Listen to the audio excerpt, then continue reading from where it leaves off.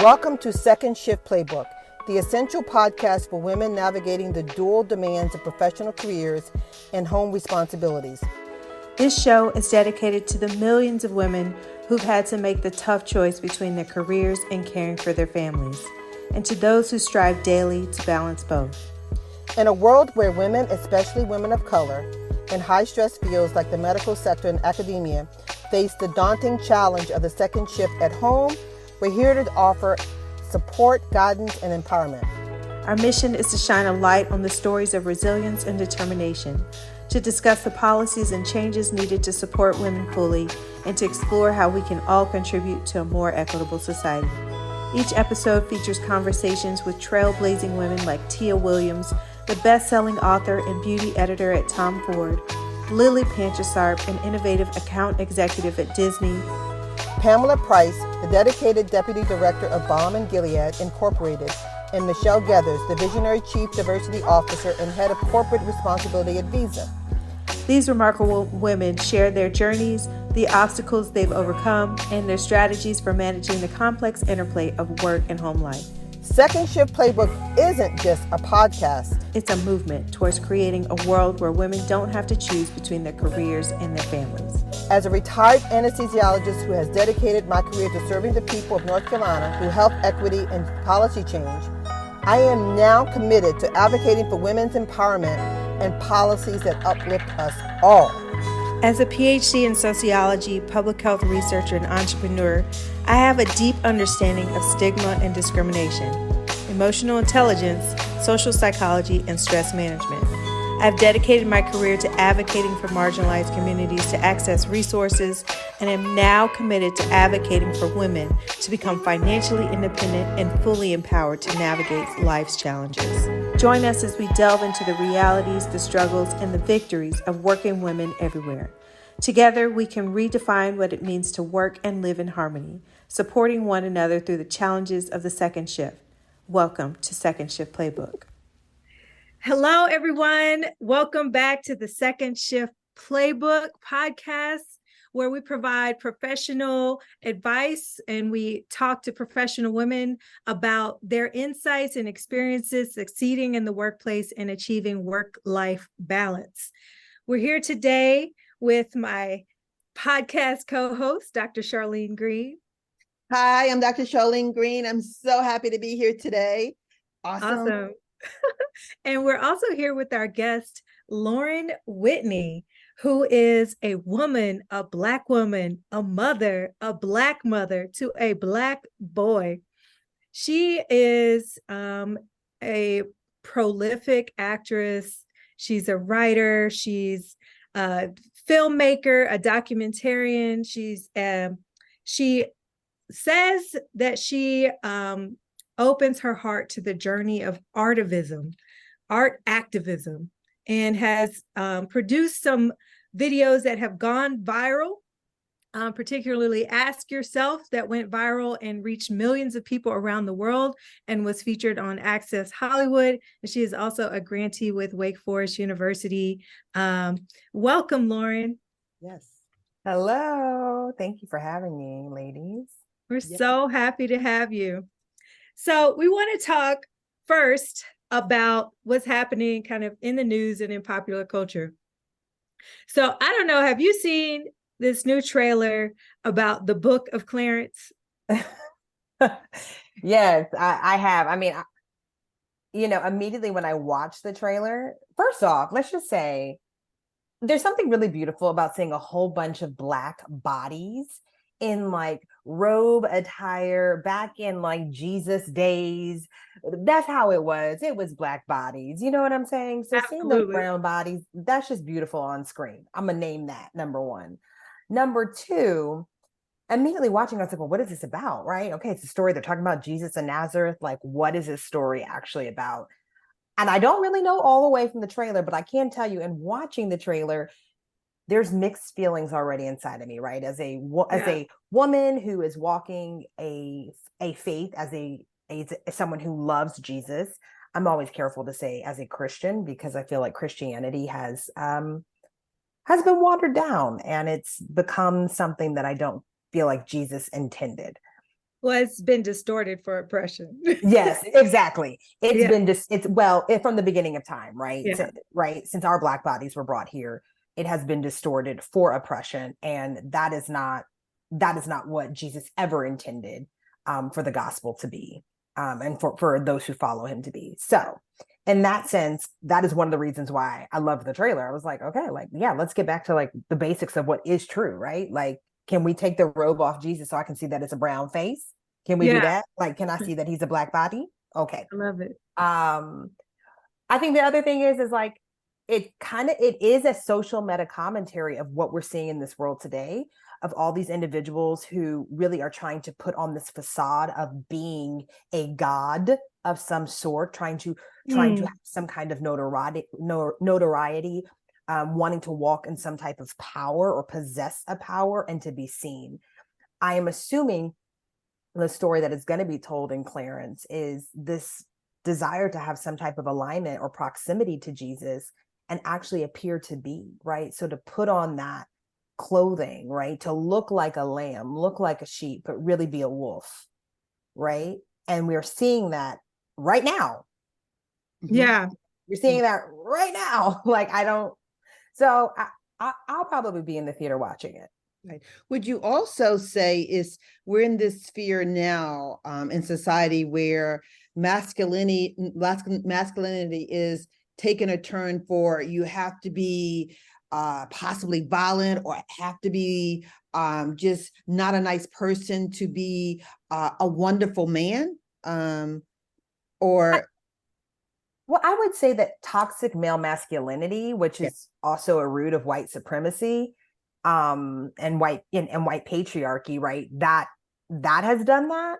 yes, So I don't know if it's just a sign of the times, right? I think the one thing that does disturb me when you bring up that point is when we see Black men on screen with a level of violence or desire to be in power that can be corrupt. mm-hmm. My question is, does that feed a further stereotype? Yes, yes. You hit the nail with the white supremacy and the male toxicity. So you said it much better than I could have said it. So thank you. So I feel like also I'm just low-key excited to see the movie because I love Lakeith Stanfield. I just think Exactly. he's brilliant and anything that he's in, I'm gonna see. But this I felt like the trailer was a perfect, topic to bring up because of the work that you're doing. You have been doing a lot of work on highlighting the stories of Black men, especially dealing with toxic masculinity, exploring their faith, pursuing higher education, and also navigating their experiences with incarceration and HIV. So you're the perfect person to ask about that trailer. And so wanted to just kind of dive into your experience building out your career and as a professional woman, as a mother, a mother to a Black boy. What challenges have you faced as a professional woman? Girl, where do we start with that? Mm, You know, yes. I think what's interesting is there's a lot of challenges I think that I faced. I think the biggest challenge has been my own mind. And I say that to say at some point, society or life told me certain things were no longer possible. And so I started to believe those things. And the thing that I've had to fight against is not what now society says, but it's the lies I allowed myself to believe. I'm wearing a bracelet, and my son got it for me for Mother's Day. It says "Boy Mom," but I wear it, and I have all these other bracelets with affirmations that I wear every day, and I love them because they remind me of purpose. They remind me what I'm doing. Sometimes I just look down and say, "Yeah, there you go, Lauryn. Be the change. Be grateful. Might not work out, you know." So I just kind of read these. But Boy Mom, I keep by itself. I say that because he's my why. Right. So what catapulted me or shifted my career has been my son. Um, and the challenges as I come up against things or I'm confronted with my own loud voice, which is that kind of that voice inside, right? That tells us what we can't do, what we're not capable of, that the time is past, it's too late. then I look at him and I'm like, no, the time is now. Mhm. And yes, I can. So he is my reminder. If I'm going to get more technical, things that I find have been really difficult as a woman entrepreneur, the biggest thing is access to capital. As a creative, you can't do anything without capital. Some people that we see very successful in this industry, they are able to do certain things, maybe because they were trust fund babies, or maybe because their parents had certain access or relationships that were able to catapult their careers forward. I find for myself, I had to think out the box, right? So when I started Authentic Voices Global, I knew that I wanted to be committed to amplifying voices to bring change. I knew that I had some wonderful God-given ideas that were to come into manifestation. But I was like, well, how do I do that? Okay, so I'm reaching in my own pocket, right? I had one small investor in the beginning who is also a woman of color. She's a Filipino woman. And she said, you know what? I'm going to give you some money. But she had access to capital.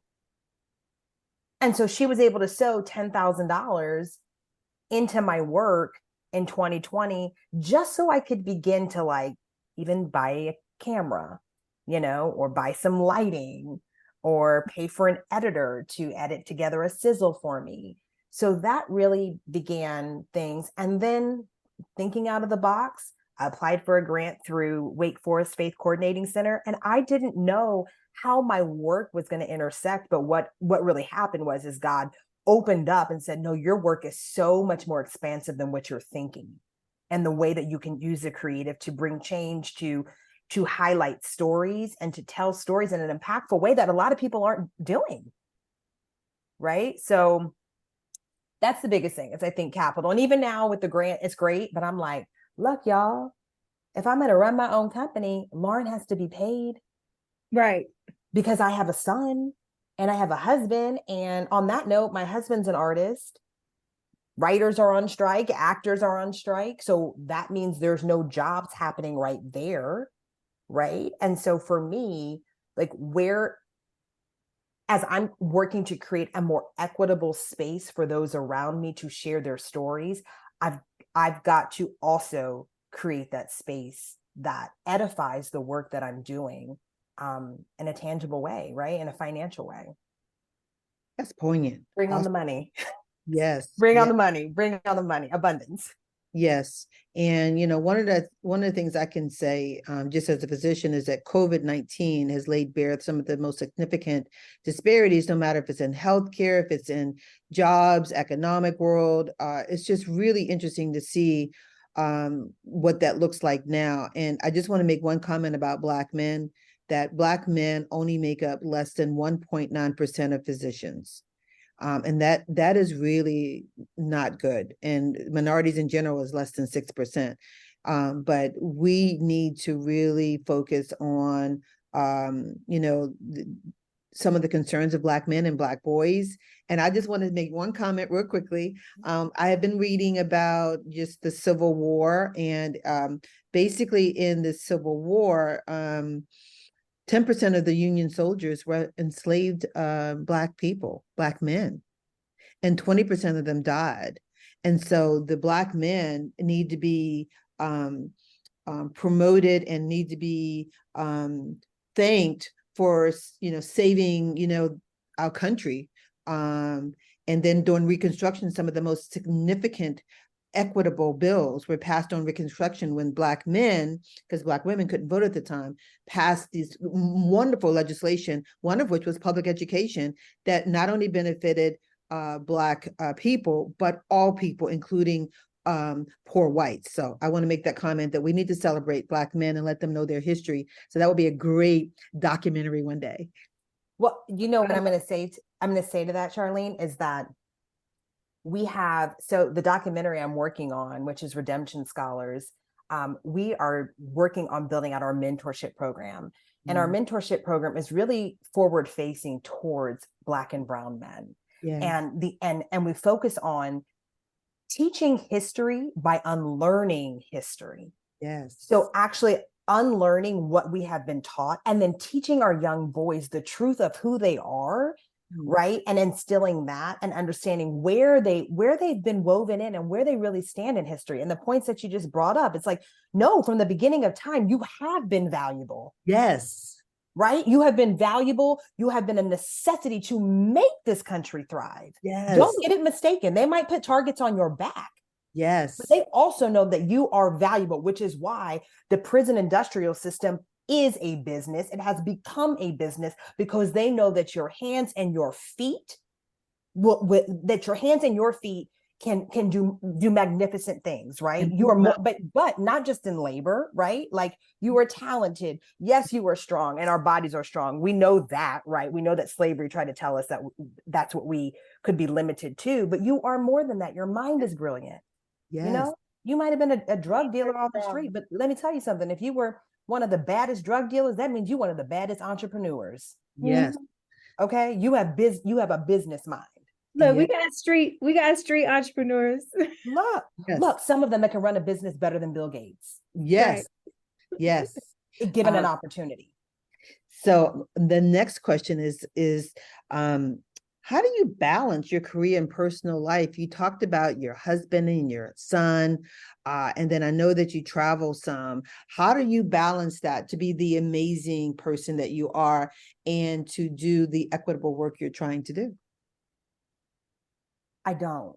That's why we're here. That's why we're here. Yes. I don't know that there really is a balance. You know, sometimes I got to pour a lot more into work. Sometimes I got to pull back from work and pour a lot more into my son. Sometimes I got to pull back from both of those and say, I got to pour into my husband.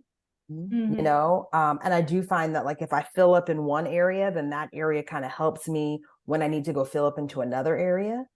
I think the biggest balance of that is remembering to fill up myself. Right. So the balance, I think all the time we say work-life balance, but what about, you know, self-care, work-life balance? You know, that's very important. And that's something I'm trying to learn to do. And also learning to give myself grace. Like, I can only show up how I can show up that day. So today, today I got to go be mommy early, right? I got to pick my son up from school early because he wasn't feeling well. So I said, I'm not going to make him wait in carpool. I'm going to pick him up early. Absolutely. You know, so that's me showing up and saying, well, those emails will get done when they get done and whatever. Right. It took me a minute when I was younger. Took me to medical school to understand this. When you're on a plane and you're like, you know, you have a baby or you have a small child or you have an elderly person, it says to put your oxygen on first, and then the second person or the vulnerable person. But guess what? If you don't do that, you all die. And so that's very important that we remember that. You gotta put your own oxygen on first. That's good. I love your answer because I feel like so many, you know, there's a lot of women who would say, you know, I stay really organized and that's how I do work-life balance. And I think that's a good answer, right? But there's also a truth in saying, I don't have a work-life balance. I just figure it out. And then the balance is really, you know, pushing some things to the forefront and then pushing it back when you have to focus on something else. And in some ways that is a type of balance that you could also have. But so, like, what do? You said there's a self-care balance that you're also trying to navigate. What do you do? What are some of the things that you do to take care of yourself? Well, I'll say recently, right? I was traveling for a week and a half, or about a week, and it was really exhausting. And the desire to show up again on another trip at another conference, having to tell myself maybe no, right? So, and honestly, you guys, I'm like a kid. I get FOMO. I'm like, oh gosh, what am I going to miss? Like, I'm going to meet somebody and they're going to have $1 million for Authentic Voices Global. I got to show up. No, you don't. You need to sit down, like, because I'm tired, right? And COVID spiking. So if you're not well rested, your body can't stay healthy. So, you know, so that's one way. And the other way is I like to get my nails done, and every once in a while treat myself to a massage. The biggest hurdle there is not rushing the time, right? So when I'm in the chair, not being like, okay, I got to hurry up because I got so much stuff on my plate, I got to go get done, right? Or I got to hurry up and get back because, you know, my son has a soccer game or whatever, but like actually just being in the moment.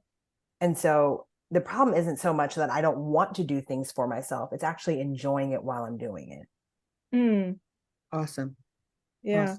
And not trying to check off all the other to-do lists while you're in your self-care time. Right. Like going through my phone, like, oh, I need to do that. Let me write out this shopping list. No, Mm. listen to some music. I know I'm guilty of that. Awesome. So what are some of the things that you've learned about leadership, leading your own company? I'm sure you manage, interns and things like that. How have you become, or what have you learned on how to become a better leader? That I don't know a lot. That is the easiest answer, that I don't know a lot. I learned from the redemption scholars that the most important thing is to be a constant student of life. So not being afraid to learn from the people around me.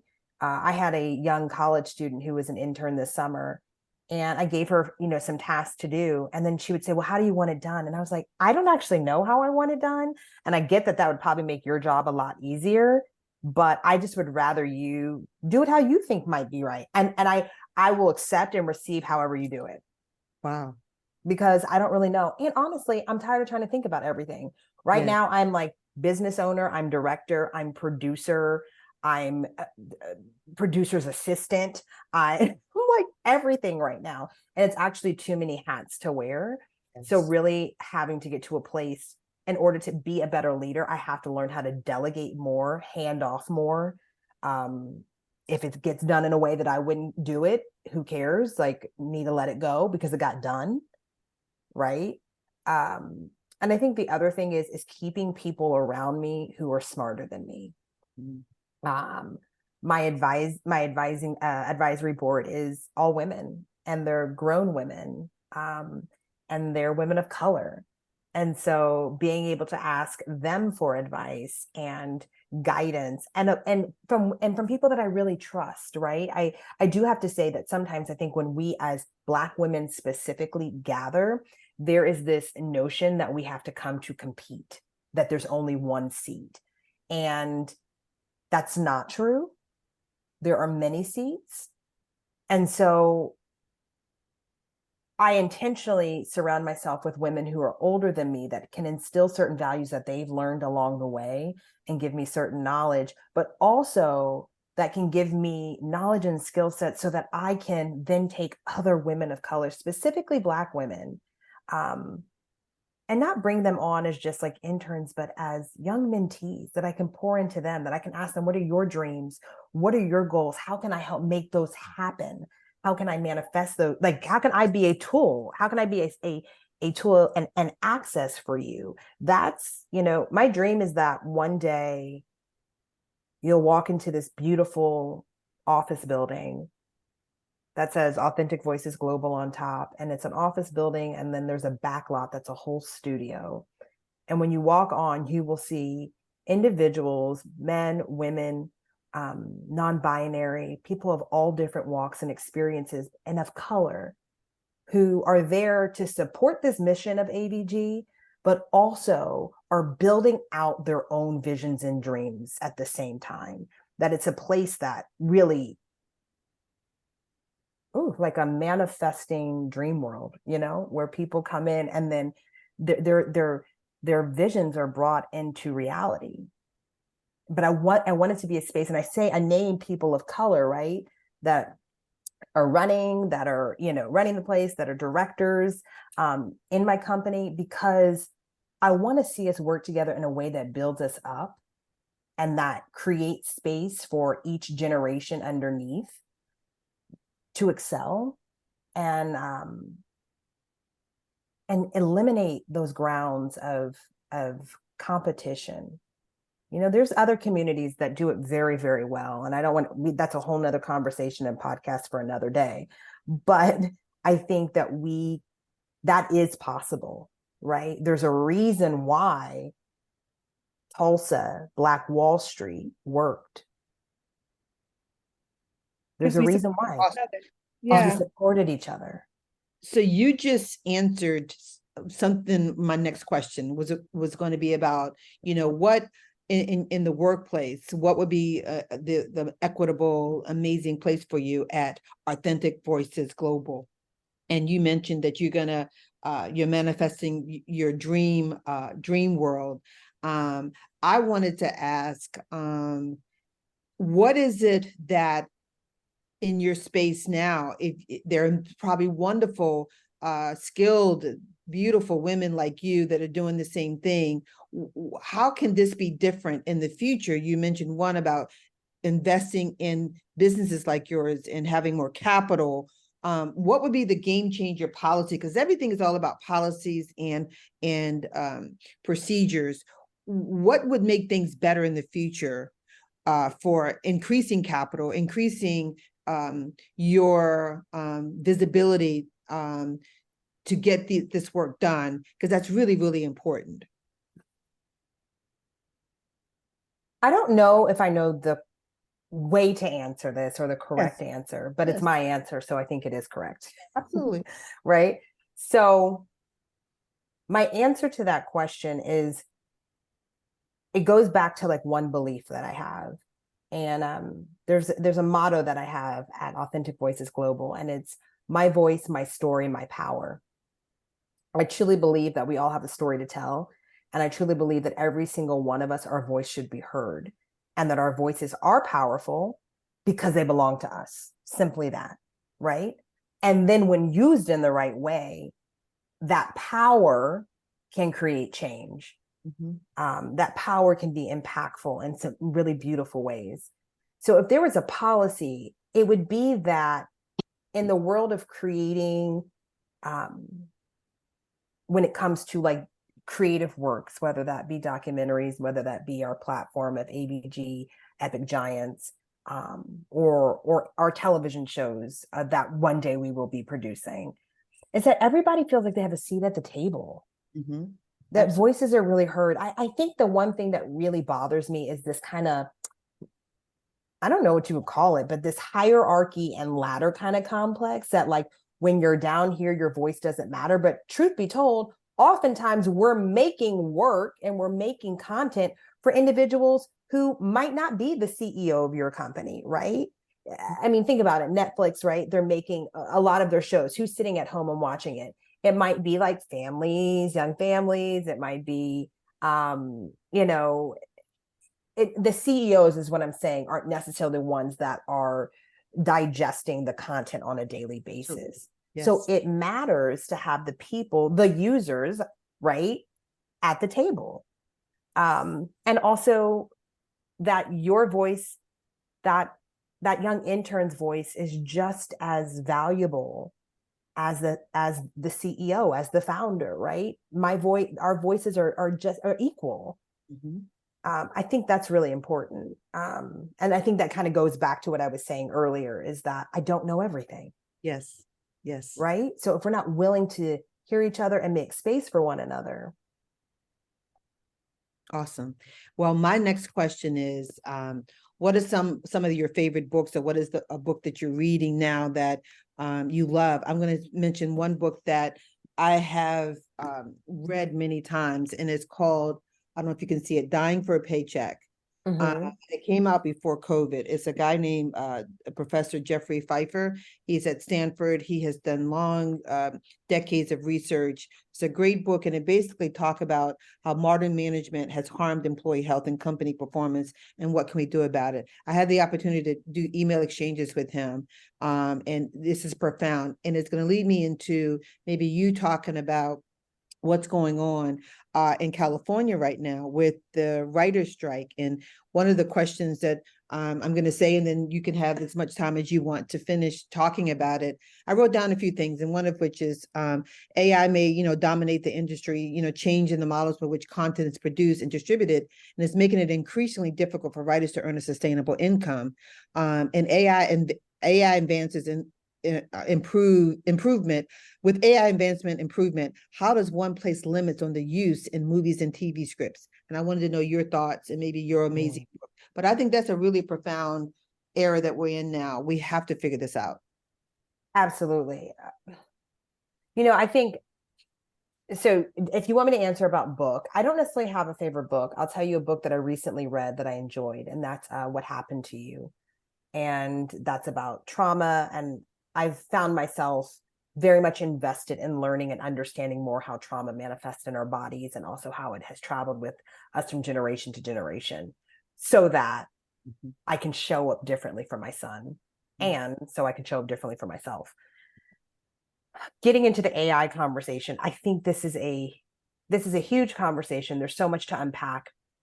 And I think to start off the conversation, where I have to really begin is as a UX designer. So I had the opportunity to get a certificate in UX, which is user experience. User experience design is really designing any product, right, from a website to an app, right, for the understanding of how a user would use it, right, making it user friendly and making it intuitive for the people that are using it. And with design best practices, right? One thing that we learned when I was getting my certificate was about the ethics of what we make. And so when we talk about AI, one thing that AI does not operate in and was not created with is ethics. Mm. Mm. You can only have ethics if you're a person, right? So when we look at AI, and as AI gets smarter and as it grows more, it's very, very, very dangerous. I've used it for things like, hey, I'm trying to do a little research. Hey, ChatGPT, can you help me but here's the problem. It's just regurgitating the most searched things around that topic back to me. So it's regurgitating with a bias. Mm-hmm. So what's dangerous about that is we are actually creating a more biased world by using AI. And there's no intellectual nature to it, right? There's no emotion. There's certain things that I can do research around, and I can say, hey, Dr. Matthews, I want to talk to you about this around, HIV stigma. Well, you're going to share certain information with me, but you're going to share it also with a sensitivity and the way that I might digest it and understand it, where when we're talking about AI, it's not going to do that. So let's relate that now to the entertainment industry. When we're creating stories, it's going to create stories, right? As if it writes a whole script from a biased lens with a lack of emotional intelligence for individuals and groups of people. That's dangerous. It's really, really dangerous. Also, I started off as an actor. My career has not been as such yet where I've necessarily had the huge wins in Hollywood. Those are coming, right? But I'm going to tell you something that I have witnessed with those around me. When you're really big, right? When you become the artist that people see on the big screen, and when you're on TV or you're a series regular on a show, you're really, really valued. And they're like, oh my gosh, great. And everybody wants to pump you up and everybody wants to be around you. But let me mention, that's only 1% of actors, less than 1%. So you've got a whole other 99% of actors who are in this industry who make just enough maybe to get their health insurance, maybe just enough. Or they're not making just enough, but they're auditioning daily where it's a job, right? It is still, they're still working, but they're not being paid for their work daily. So if we're using AI to fill people, you're taking away jobs and you're saying, we don't actually value you all as actors.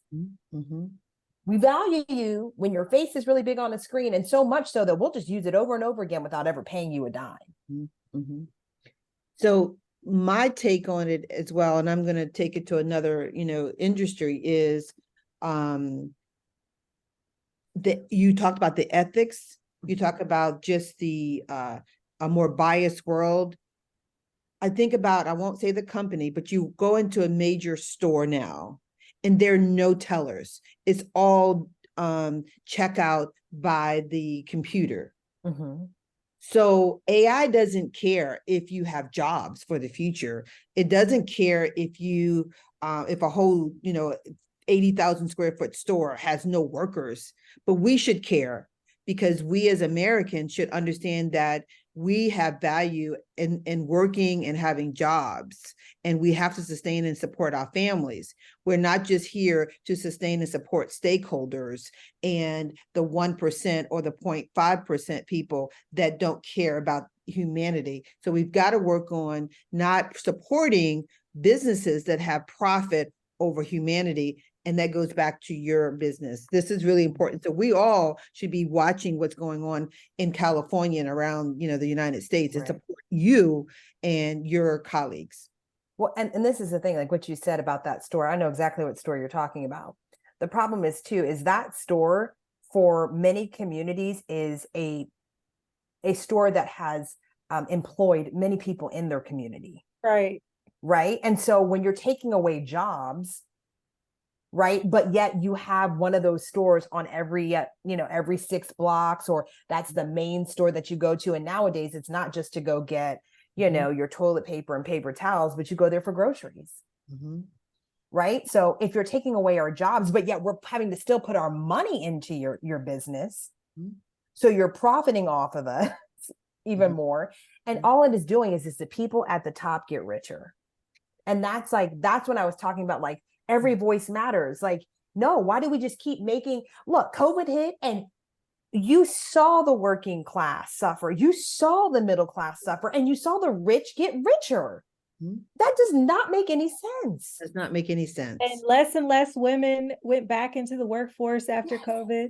Yes. Yeah. And one of the reasons why, the data is showing that one of the reasons why particularly minority women did not want to go back into the workforce if they had the choice of doing virtually is because of the microaggressions and workplace toxicity that was already there. And if they could work and do their job and do a better job virtually, they would rather not deal with the people that are making their lives miserable by just the biasness and the racism. And that includes everybody, federal workers, that includes state workers, corporate workers. We all now think we can do a better job at home if that job doesn't require in-person job because of the microaggressions and racism. I think also, like, you saw a surge in new businesses, people starting their own businesses and wanting to work for themselves, because it's just like working in the workforce is not what's up. And the way that we call it in medicine, well, I guess it's all over the world, is the little tiny micro slits. It's the tiny micro slits on a daily basis. They just get, it's just daily. And, we know how to handle it, but it's very toxic. Yeah. So what do we do? How do we deal with toxic workplace? I think we start to self-care. I think we continue to do the amazing things that we're doing, but figure out, like, for, what our podcast is going to be talking about now and in the future is how do we build leadership up with women so that they can make sure they put their oxygen on first, and be able to take care of those that love them and be brilliant at what they do, and support each other in a village, as well as self tips, such as, there are apps now. The Calm app helps a lot of people. I have used it once or twice, but a lot of people use the Calm apps and meditation apps. You mentioned your faith, meditation and going to church helps a lot of people. I know it helps me. It sounds like it may help you. You mentioned massages. I am one that has definitely some experience with being and getting massages. That's very helpful. And did you know that massages, the evidence-based data is that it helps you with not only your stress, but your hypertension and disease states? So yeah, I believe that. Yes. I'll give you one example. My son was born at a low birth weight, less than 6 pounds. So the doctors and the neonatologists suggested that he get massages. So every day for the first couple of months of his life, we gave him massages. You had massage classes, you get taught how to do that. And it increases the weight of these low birth weight babies. And so that was that's evidence-based. And so I say that to say, continue to get your massages, put that on your schedule, and know that it can help you with your disease states. And shout out to our sponsor, Massage Envy, who, who is going to be supporting all those massages that we're about to get. So yes. There you go. There you go. Look. Envy, yes. Burlington, Fayetteville, Myrtle Beach, and Rock Hill. All right. All right. I love that. I was going to add to that too, is I feel like there's this quote by Zora Neale Hurston, and it's something like, I'm paraphrasing, but it's essentially like, if we stay in the midst of like kind of torture or trauma or pain, right? The people who are doing that to us will say we enjoyed it. I'm not quoting it correctly, but what I'm mentioning that quote to say, we also have to be able to say, no, enough is enough, and walk away, even if that means it's costing us something. Because I think the toxicity, what we also learned during the pandemic, is the toxicity also is costing people their lives. Absolutely.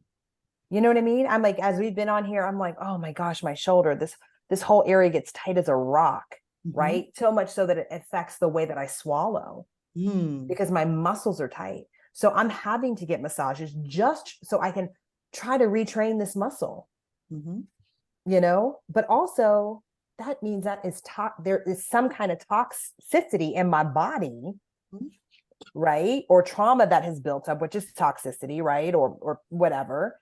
And I got to get it out. I will give you an amazing tip for that. Please, I need it too, because my shoulder hurts. So always keep a tennis ball and a lacrosse ball. Lacrosse ball is much harder. A tennis ball with you. So when you're at work, like right now wherever you are, you take that tennis ball and you put it that area and you go out with a flat wall and you can do the rubbing with the ball. It works wonders.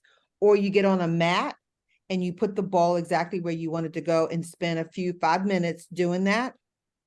If you really want to open it up after you use a tennis ball, get a lacrosse ball and do that. That is self-care, and that is something that you can do. Now, you won't be able to get your neck as much, but you definitely will be able to get your traps and your back and your glutes. It's funny, I have the lacrosse ball. It just hurts. Dr. Green, it hurts. So sometimes I'm like, oh, I don't want to do it. But you told me, so now I got to do it. Do a tennis ball. And sometimes they have softer balls as well. So go to one of the stores, play it against Sam or Dick's Sporting Goods store. We got to get talk to Dick's Sporting Goods because we're talking about them. And get one of the softballs. You can get a baseball. Like the young girls now use, in softball, they use softballs and use that. Okay. I've seen them like you can go to Target too and like get a stress ball or like those yoga balls and they do the same thing. Yeah. Awesome. I love it. Thank you for these stress relieving tips that you have given us, Dr. Green. So thank you, Lauryn, so much for joining our podcast and just giving us so many insights about social justice, about creating a work-life balance and self-care balance, about, all of the things. And we're just so incredibly grateful to you. And we wish you the best of luck in developing and producing your documentary, Redemption Scholars. Thank you. So thank you so much for being on the show. Absolutely. And I agree. And I was going to say to you that if ever you think of anything policy wise, where you want to do a petition for the wonderful women and men in this area that want to support, understanding that the biasness of AI and how we needed to make sure that we get equitable in what you're doing, let us help you. Thank you so much. It has been a pleasure to be on the show with you guys. Dr. Green, you are lovely. I look forward to seeing you more. And Dr. Matthews, you are amazing as well. So thank you so much for creating this platform for us to come together as women and convene and share ways in which we can better each other and also impact this world around us. Thank you. Where can people find you on social media and online? So you can find me on social media at my handle's at Authentic Voices Global. That's across all platforms at Authentic Voices Global. My website is authenticvoicesglobal.com. And if you need to get in touch with me, you can get in touch there. Or My email is Lauryn Whitney, Lauryn, Whitney, Whitney, at authenticvoicesglobal.com. And I encourage you to go on my website, because if anything I said has touched you and you feel inspired and you want to be a part of the change or the movement, please go on my website. There are opportunities for you to donate, a tax deductible donation towards our work. And just remember that every story is powerful, and every story that is told has the ability to change the world around us. One more time, if you could repeat your website slowly so everybody can hear it. authenticvoicesglobal.com. Thank you. All right. And so for people who want to stay in touch with us, you can follow us on the Second Shift Playbook on Facebook, Instagram, and YouTube. And you can also find us on LinkedIn. Let us know, share your own tips for work-life balance, how to navigate social justice in our careers, how to navigate micro cuts and microaggressions, and all the things. We want to hear from you. Until next time, thank you. Thank you.